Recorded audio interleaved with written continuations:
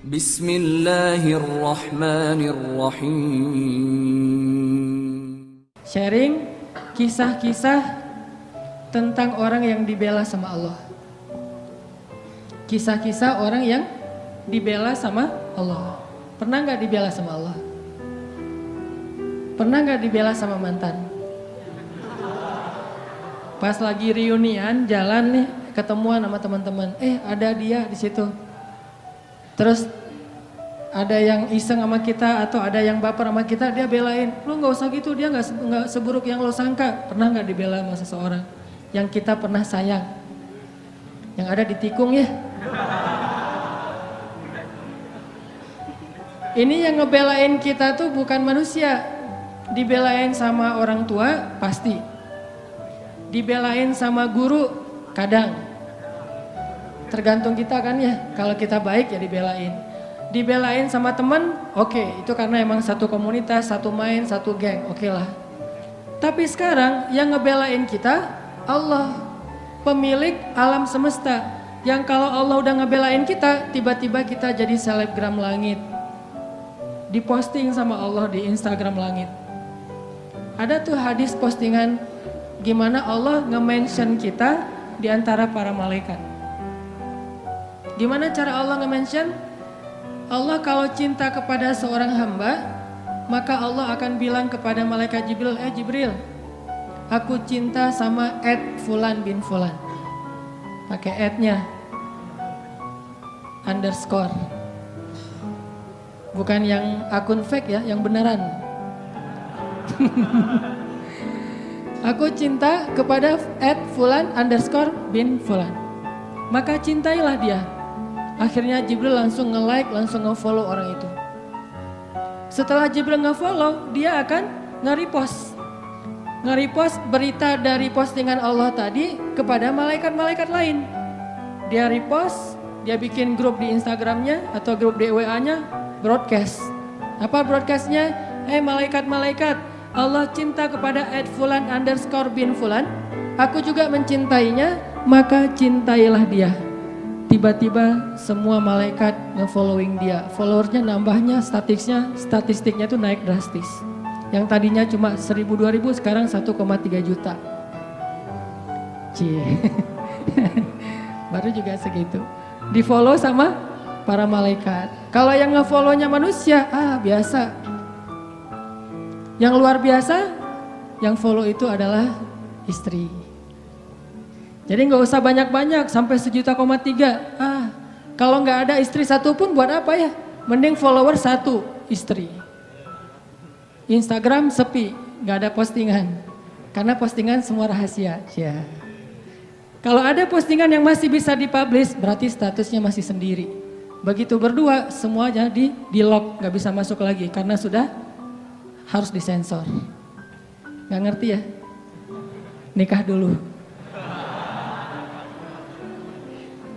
Malaikat nge-following dia tuh, tiba-tiba jadi selebgram langit. Udah gitu malaikat juga semuanya pada nge-repost, masing-masing nge-repost kepada siapa? Kepada makhluk yang berada dalam tanggungan atau kerjaan malaikat. Malaikat di laut akan bilang kepada semua ikan, sesungguhnya Allah mencintai Fulan underscore bin Fulan. Jibril juga mencintainya. Malaikat juga mencintainya, maka cintailah dia. Sehingga tiba-tiba seluruh hamba Allah Subhanahu wa ta'ala kecuali jin ataupun syaitan, semuanya akan nge-follow dia dan mendoakan dia dengan doa-doa yang baik. Bahasa sosmednya semuanya bakalan nge-like. Ini orang yang dibela sama Allah. Nah, pengen gak teman-teman jadi orang yang dibela sama Allah? Dibela sama teman kan kita merasa bahagia banget ya. Oh ternyata dia bela gua gitu. Gimana yang ngebelanya? Allah. Ketika kita punya masalah sama seseorang, Allah yang akan ngedukung kita. Kata Allah, aku sama dia deh, gak sama kamu. Kita datang ke calon mertua. Kita bilang, Pak, Assalamualaikum, Waalaikumsalam. Saya pengen menyampaikan niat baik. Oh ya, ada apa dek? Saya pengen menyempurnakan agama. Gimana? Saya pengen nikah. Oh bagus itu dek. Dengan anak bapak. Nah itu kurang bagus dek.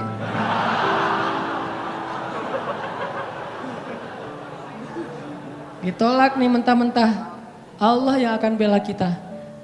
Pulang, ya Allah, dia nolak saya. Engkau maha melihat, engkau maha mengetahui. Bolak-balikanlah hatinya. Malam mimpi. Mimpi mau jatuh ke dalam jurang, tiba-tiba ada tangan yang narik dia pas ngelihat wajah kita. Saya lagi senyum gitu. Masya Allah, berarti dia yang menyelamatkan saya nanti di akhirat. Pagi-pagi kepoin, mana nih anak yang kemarin datang, cari. Akhirnya calon mertua sendiri yang datang ngelamar kita, bayangin. Pernah nggak ngalamin kayak gitu? Sama, saya juga belum. Bisa nggak kayak gitu tuh? Ternyata ada orang yang kayak gitu. Allah yang menikahkan dia, bukan mertuanya. Dan mertuanya masih bingung, tapi Allah sudah mantap. Siapa yang kayak gitu? Ali dengan Fatimah. Sebelum Nabi menikahkan Ali dengan Fatimah, Allah sudah menikahkan Ali dengan Fatimah di langit. Itu kata Nabi. Wahai Ali, berbahagialah sebelum aku nikahkan engkau, sesungguhnya Allah dan Allah sudah menikahkan kamu dan Fatimah di langit. Jadi walaupun calon mertua masih bilang enggak, Allah udah bilang iya. Akhirnya enggak ada yang bisa bilang mengatakan tidak. Kun fayakun.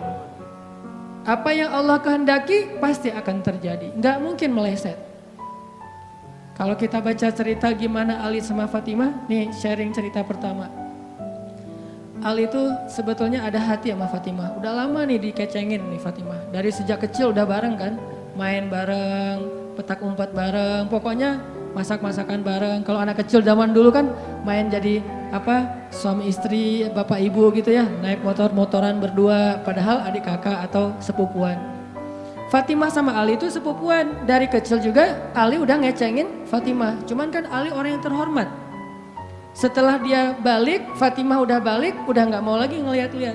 Kalau waktu kecil biasalah anak kecil juga main, Fatimah, Ali gitu. Akhirnya pas udah usia remaja, Ali mulai makin yakin, makin tertarik sama Fatimah. Cuman nggak pede. Siapalah saya, kata Ali. Cuman anak orang miskin yang numpang tinggal di rumah Fatimah. Kan Ali dari kecil tinggalnya di rumah Fatimah, di rumah Khadijah. Sedangkan Khadijah orang kaya. Soalnya Abu Thalib itu miskin, anaknya banyak. Saking banyaknya gak sanggup ngurus, yang paling kecil dikasih kepada Rasul dan Khadijah disuruh rawat. Siapalah saya, kata Ali. Saya cuma numpang di rumah Fatimah, gak selevel lah. Jadi saya gak mau berandai-andai, walaupun hati gak bisa bohong kan. Pengen sih tapi gak berani difikirkan. Saya nggak berani berandai-andai. Kata teman-teman yang segeng sama Ali tuh, yang suka main sama Ali, udah Ali coba dulu, siapa tahu berhasil. Kan kalau kita belum coba belum tahu. Udahlah nggak usah bahas yang kayak gitu lagi, jadi baper kalau bahasa kita mah ya. Lagi mikir Fatimah pengen datang, lagi nabung, lagi usaha gitu biar bisa bayar mahar. Tiba-tiba dapat berita yang bikin hati langsung yang bikin Ali langsung patah hati gitu. Baper berat. Apa beritanya? Abu Bakar datang melamar Fatimah. Ini berat nih saingannya, Abu Bakar.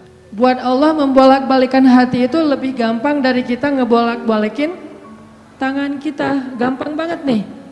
Jadi nggak ada yang di mata Allah atau dalam persepsi Allah ada hati yang kayaknya nih susah banget nih dibolak-balik. Jadi kamu mending nggak usah ke situ lagi deh. Saya juga kewalahan ngebolak-balik hati dia. Enggak, mudah. Terus kenapa ada yang dibiarkan, ada yang dibalikan hatinya?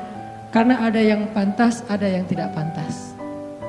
Jika kita sudah punya kepantasan, Allah akan balikan hati kita kepada kebaikan. Allahumma habbib ilainal iman wa zayyinhu fi qulubina wa karrih ilainal kufra wal fusuqa wal isyan waj'alna minar rasyidin. Hafal doa itu? Nanti cari di YouTube lah ya. Ya Allah, jadikan kami cinta kepada amal soleh dan jadikan rasa cinta itu indah di dalam hati kami. Jadikan kami benci kepada dosa dan jadikan kami termasuk orang-orang yang mendapat petunjuk. Allah bolak-balikan. Gitu juga dengan hati calon mertua. Gimana pun dia ngeblok, nggak boleh masuk lah, gerbangnya digembok segala macam. Cuma gerbang. Mau 1000 lapis gerbang, kalau hatinya dibalikin, hilang semuanya tuh. Gampang banget kan? Buktinya malam ini nih. Allah membolak-balikan hati kita. Yang tadinya punya macam-macam rencana pada malam minggu, akhirnya Allah balikan hatinya, udah ke Masjid Agung aja deh. Bukan karena saya, bukan karena pemuda hijrah, bukan karena teman-teman panitia, tapi karena Allah mengikat hati kita, mengarahkan hati kita untuk bisa datang ke masjid. Sehingga ribuan anak muda tiba-tiba memakmurkan dan meramaikan majelis ilmu. Kalau di ribuan orang aja bisa Allah bolak-balikan hatinya, apalagi cuma satu orang. Ya, ada berapa ribu sekarang? 15.000? Lebih nih Masjid Agung ini daya tampungnya berapa? 10.000 ya? Sampai keluar. Berarti sekitar 20.000. Ini benar-benar sesuai dengan yang dulu banget saya harapin 2 tahun yang lalu bisa ngalahin Tomorrowland. Minimal DWP lah ya. Bisa ngalahin DWP atau kalau bisa Tomorrowland. Saya pernah kemarin tuh acara taklim di Pekanbaru, Anur, yang datang sekitar 25.000 anak muda di depan masjid penuh. Malam yang sama ada acara juga di mall, tapi acaranya sepi, yang taklimnya rame. Masya Allah, habis itu baru ke mall. Tetap aja sama-sama rame. Intinya teman-teman mudah buat Allah, sama kayak Allah membolak-balikan hati Nabi Muhammad, mertuanya Ali bin Abi Thalib. Padahal udah yang datang itu kurang keren apa coba? Abu Bakar. Secara fisik terkenal Abu Bakar itu orangnya putih, nggak terlalu gemuk, jadi badannya tuh bagus. Terus orangnya dermawan, akhlaknya paling mulia dan nggak pernah syirik sejak zaman jahiliyah. Di antara sahabat Nabi yang nggak pernah melakukan dosa syirik sejak zaman jahiliyah, Ali dan Abu Bakar. Malah Abu Bakar tuh waktu kecil pernah diajak sama ayahnya untuk nyembah patung. Begitu ayahnya selesai ibadah nyembah patung pergi, itu patung diludahin sama Abu Bakar. Dilemparin kotoran sama Abu Bakar. Apa sih lo patung doang masa disembahin? Kalau lo bisa balas gua, coba lo balas, dilemparin. Ternyata nggak balas. Dari kecil juga Abu Bakar itu udah nggak pernah syirik. Orang yang sangat terjaga, hanif. Dan julukannya juga sama dengan julukan Nabi Ibrahim, Siddiq. Wadhkur fil kitab Ibrahim innahu kana siddiqan nabiyya. Ibrahim Siddiq, Abu Bakar Siddiq, sama nih. Bahkan Nabi sering membandingkan Abu Bakar sama Ibrahim. Engkau wahai Abu Bakar seperti Ibrahim. Engkau wahai Umar seperti Musa. Ya iyalah Umar ya. Musa kan gak sengaja noel orang langsung meninggal kan ya. Ngelihat Bani Israel agak ramai gitu, lagi mau gelut sama orang Kipti. Karena Musa kasihan kepada Bani Israel yang lemah, akhirnya dia cuma ditakol dikit lah si orang Kipti ini teh. Cuma apaan sih lo, meninggal. Belum diginiin, baru gini doang coba. Jadi kalau dulu ada ultimate fight, kayaknya Musa tuh juara bertahan tuh. Nah kalau di zaman Nabi, orang kayak Musa, Umar. Jawara Quraisy. Kalau ada yang macam-macam sama Umar, lo berani sama gua. Nih lo lihat nih. Nggak ada yang berani sama Umar. Kalau lo pengen istri lo jadi janda, anak lo jadi yatim, lo tunggu gua di belakang gedung itu. Gedung, bukit. Nggak ada gedung dulu teh. Nggak ada yang berani nungguin Umar. Lancar aja tuh hijrahnya. Artinya Abu Bakar tuh sering dibandingkan kayak Ibrahim. Terus dengan Nabi akrab banget tuh Abu Bakar. Jadi kayak soulmate-an berdua tuh. Belum dapat risalah Islam juga, Nabi itu kalau jalan sama Abu Bakar jalan yuk kemana? Ngopi, kalau bahasa kita teh. Ngopi sama Abu Bakar berdua.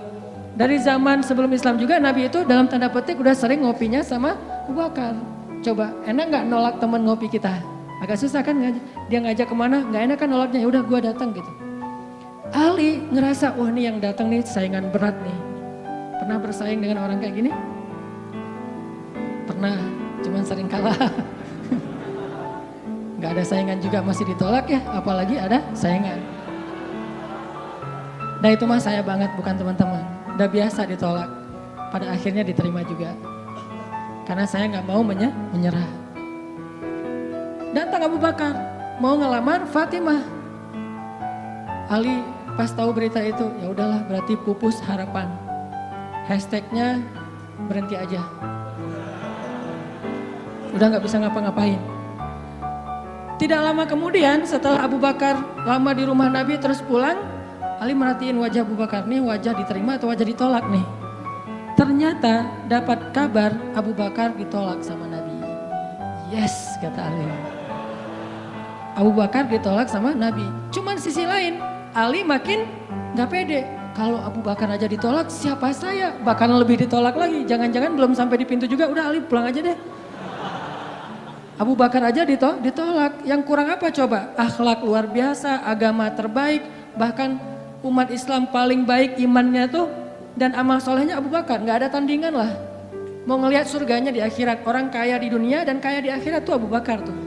Ada orang yang di dunia miskin, di akhirat kaya. Di akhirat miskin, di dunia kaya. Kalau Abu Bakar, dunia akhirat kaya. Surganya Abu Bakar tuh dikelilingin sama Jibril. Jadi Jibril lagi pengen ngukur surganya Abu Bakar. Terbang setahun. Udah setahun terbang itu baru di pinggirnya surga Abu Bakar. Belum sampai ke tengah. Padahal Jibril itu kecepatannya lebih tinggi daripada kecepatan cahaya. Bayangin, udah setahun perjalanan cahaya baru di pinggir surganya Abu Bakar. Belum juga masuk, belum sampai ke alun-alunnya surga Abu Bakar. Baru juga perbatasan coba. Kurang apa Abu Bakar? Ditolak sama Nabi. Duh, makin gak pede, kata Ali. Cuma gak pakai bukan orang Sunda soalnya. Gak lama kemudian datang lagi. Cowok keren, jawara Mekah, Umar datang. Assalamualaikum. Suaranya agak-agak gitulah. Walaupun susah nirunya, cempreng soalnya. Assalamualaikum, waalaikumsalam kata Nabi datang. Pas diintip sama Ali, tanya-tanya ke teman-temannya, ada berita apa nih trending topik. Ternyata trending topik di Twitter, Umar melamar Fatimah. Wah rame lagi viral di mana-mana. Makin, aduh saingannya berat-berat gini gak ada yang di bawah saya gitu yang datang, biar saya agak-agak pede gitu. Ternyata Umar pulang juga ditolak lagi sama Nabi. Ali yes tapi tuh gimana ya kalau Umar aja ditolak, yang paling kuat bisa menjaga Fatimah banget kan. Kalau ada apa-apa Fatimah tenang aja ada gua. Naik motor berdua sama Umar gitu kan, kalau zaman kita mah ya sengaja nggak bawa jas hujan. Kalau udah hujan buka baju kasih ke ceweknya, nggak pakai baju memotoran. Cowok banget lah itu mah ya. Pulang-pulang sampai ke rumah minum antangin. Umar tuh jawarannya, Nabi kan pasti tenang banget ngasih anak ke orang kayak Umar. Keluar dia singa, di dalam dia kucing Anggora. Maksudnya apa? Dia tuh gak pernah kasar sama istrinya, walaupun dia keras kepada musuhnya. Kalau dimarahin istrinya, diem aja. Udah selesai dimarahin, udah. Ya udah pergi, nyari teman. Mau curhat habis dimarahin istri, pergi ke rumah Nabi. Pas di depan rumah Nabi kedengaran dari dalam, Nabi juga lagi dimarahin istrinya. Nabi juga diem aja. Ini teladan orang-orang soleh. Jadi yang keren tuh bukan yang gampang marahin istri, tapi yang gampang dimarahin istri. Setuju yang di atas? Cowok keren itu bukan yang gampang marahin istri, tapi yang gampang dimarahin istri. Bah, ya mah. Di dalam rumah tuh, ya mah. Di luar, apa lo? Tuh cowok keren tuh. Pas Nabi keluar, ada Umar. Ya Rasulullah, Umar gak mau ngebahas, gak mau komen lah. Daripada komentar di blog kan, diam aja deh gitu. Udah selesai jalan sama Umar. Umar nanya, ya Rasul saya tadi habis dimarahin istri. Mau ngajak Rasul ngopi, curhat, Nabi juga lagi dimarahin. Kata Nabi, bagaimanapun dialah yang mengurus rumah. Dia yang mengurus aku, keluargaku. Nabi nyebutin kebaikan-kebaikan istri. Gak mau nyebutin, dasar emang perempuan emang kayak gitu ya. Saya tuh Nabi loh, masa Nabi dimarahin? Kamu paham gak sih perasaan aku? Gitu. Enggak, Nabi gak ngomong kayak gitu. Nabi cuma membicarakan kebaikan istrinya. Umar yang datang ditolak. Akhirnya Ali udahlah, mau kayak gini mah kayaknya udah gak mungkin deh. Abu Bakar ditolak, Umar ditolak, berarti ada standar di atas mereka berdua. Yang kaya raya ditolak, yang paling eksis berpengaruh, jawara ditolak. Nah saya gak punya dua-duanya. Masih kecil soalnya, nanti kalau dia udah dewasa, Ali emang jawara juga tuh. Malah gladiatornya Nabi kan. Ketika orang gak berani menantang seorang musuh, Ali yang berani. Saya Rasulullah, Ali itu. Akhirnya Ali diam-diam aja, udah gak mau ngebahas lagi tentang Fatimah. Udah aja tutup bab tentang Fatimah. Sekarang yang lain aja deh. Tapi teman-temannya ngegojlokin terus. Ali. Kalau bahasa kita jomblo gitu. Dibully terus. Ustadz posting bully, teman ngomong ngebully, pokoknya bully nasional aja. Karena dibully-bully terus, akhirnya Ali memberanikan diri, ya udah datang deh bertamu. Pokoknya malam ini diterima, ditolak, walaupun kemungkinan besar ditolak, saya harus datang dulu nih sama Nabi. Beraniin diri, gak usah majang mikir, datang. Assalamualaikum, waalaikumsalam. Ali masuk Nabi kan senang banget sama Ali ya, kesayangan Nabi banget lah pokoknya Ali itu. Duduk, ada apa Ali? Enggak, cuma pengen silaturahim. Enggak ngomong apa-apa coba. Cuma pengen silaturahim. Nabi sehat, mau diambil air hangat? Wah pokoknya gitu-gitu aja. Ali ada apa? Enggak ada apa-apa ya Rasulullah, cuma kangen aja pengen duduk sama Nabi. Kayak gitu aja terus. Lama-lama Nabi kan paham. Dan Allah yang kasih wahyu. Ali, kamu gimana sama Fatimah? Langsung, Fatimah. Kebayang gak sih perasaan kita tuh sama orang yang kita kayak udah ngeklik banget, udah habis-habisan, pokoknya kalau gak dia saya mending gak usah nikah deh, gitu ya. Kalau gak dia mending saya jomblo aja seumur hidup. Kalau gak dia mending saya bunuh diri aja. Udah gitu bunuh dirinya gak mati lagi kesangkut di tiang listrik. Ali itu udah, hatinya tuh udah kena banget sama Fatimah dan itu karena Allah yang mengikat hati mereka berdua. Pas Nabi bilang gitu, Ali langsung curhat, ya Rasul, ya saya pengen, tapi saya nggak punya apa-apa. Kata Rasul, kamu punya apa? Saya di rumah tuh cuma punya 3 barang. 1 pedang, 1 onta, 1 baju besi. Nggak punya emas, nggak punya apapun. Kata Nabi, kalau pedang kamu butuh untuk berperang. Onta kamu butuh untuk mengangkut air. Ya udah deh baju besi aja, bawa ke sini baju besinya. Untuk jadi mahar buat Fatimah. Beneran Rasul baju besi? Itu bajunya besi loh Rasulullah, bukan yang tangan kayak gitu apa cincin. Gak apa-apa kata Rasulullah. Keluar Ali, Allahu Akbar, Allahu Akbar. Orang-orang pada heboh, langsung muncul lagi trending topik hashtag Ali diterima. Coba, kata Nabi, wahai Ali, bergembiralah, berbahagialah. Sesungguhnya sebelum aku menerima kamu, Allah sudah menikahkan kamu dengan Fatimah di langit. Ini orang yang dibela sama Allah. Apa rahasianya? Rahasianya satu teman-teman. Coba teman-teman buka surat Fussilat, surat 41 ayat 30. Itulah rahasianya. Surat Fussilat, surat 41 ayat 30. Nih, kita baca ya dikit lagi. Surat Fussilat, surat 41 ayat 30. Bismillahirrahmanirrahim. Mangga.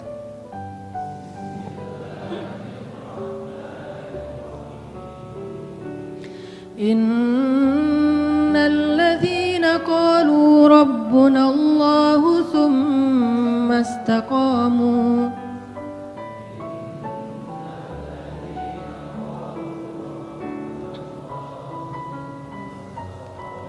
تتنزل عليهم الملائكة ألا تخافوا ولا تحزنوا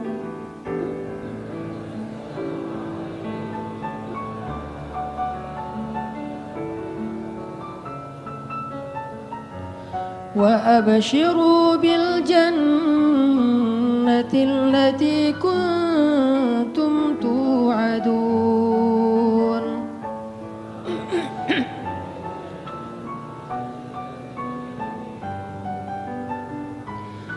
نحن أولياؤكم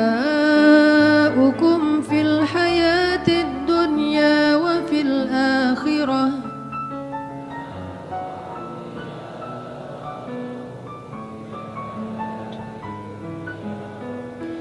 ولكم فيها ما تشتهي أنفسكم ولكم فيها ما تدعون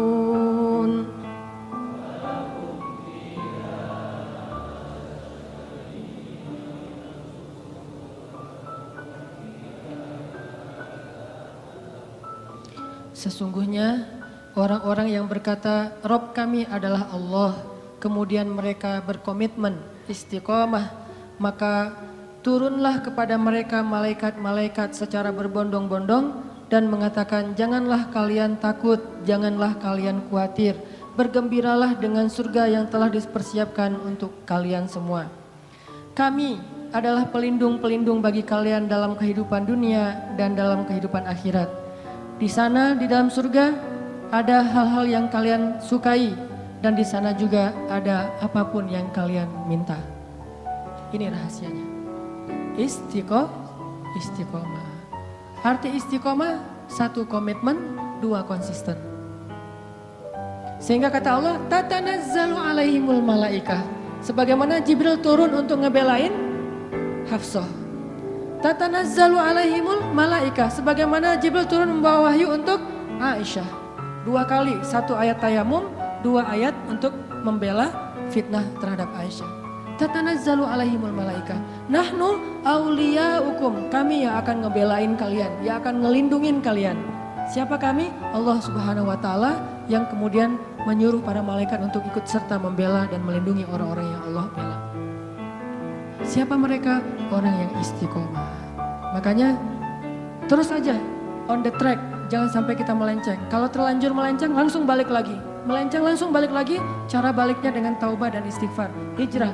Kalau kita istiqomah, nanti suatu saat setelah istiqomah kita diakui oleh Allah, disahkan, Allah udah ridho, oh ternyata benar kamu istiqomah, maka Allah Subhanahu wa taala yang akan membela kita, bukan manusia. Allah sendiri yang bakalan membelain kita. Mudah-mudahan kisah-kisah tadi bisa jadi booster buat hati kita agar lebih istiqomah, lebih komitmen dengan agama Allah. Jangan kecewain Allah, maka Allah gak bakalan ngecewain kita.